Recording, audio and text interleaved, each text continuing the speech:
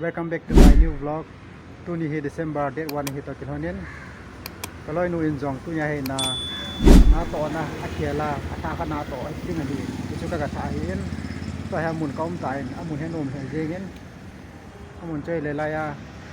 Kanunga ki mu he hin. Kalang he le men ro he tu tain. Men ro he hin. Chile lang he nom me. Amun he mun nom ta hin. A cafe min cho hi le cafe da art akitiin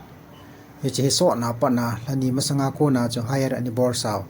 kaninga lal keu hi in finally tu hap tai hon thei din om time ja chu tu nya pa na he asunga na to pa no hi in amone mun nom ta hi in avel la in ho jang hoi thei le jengin amone mun thip a hi in a hin wang hotel hong khon do phat le wang thip lo be ding menu hai le french bow se hi Guys, kalau ini udah ada honen, tu ahi in langa kong kele hon dia, lampia anjene kau juga kan so paham dia he, ada kita tahu deh.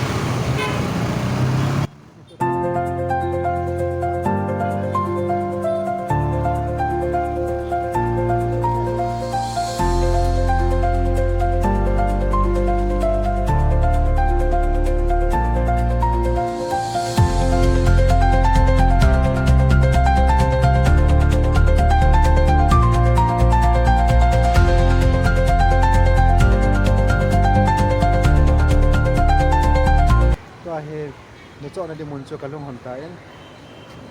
lai tu ka na he kat cho hon de he na chon rut tau te le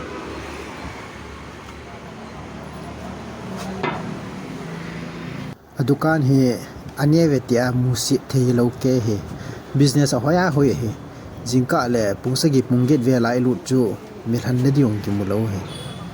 mi kidim se nin tin biliga api go jong le itaran nga la lo ma om kame cho de ho cha ka hang chai ta in hilai buna he aman ka pi ding hin bir counter a cha so piniu hen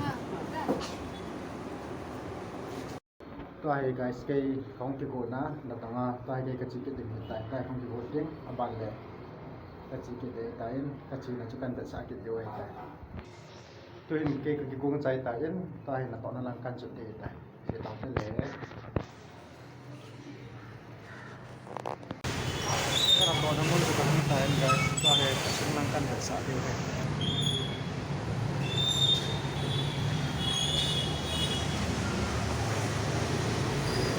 Villa Hotel lai hi guest house room hiin lai hi reception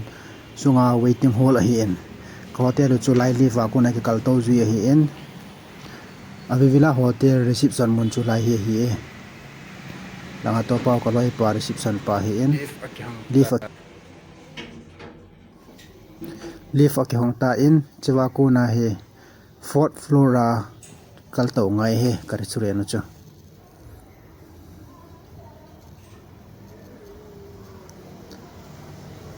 fourth floor ong theng ta in fourth floor ong ta ong theng ta li toy ki hi kana to na mun cho hita na he la ko na ichi le langa ko lang side ko hi in restaurant he rooftop a hi in AC room wang a hi po in is da bang ho hi foreigner hon adia de jo hi in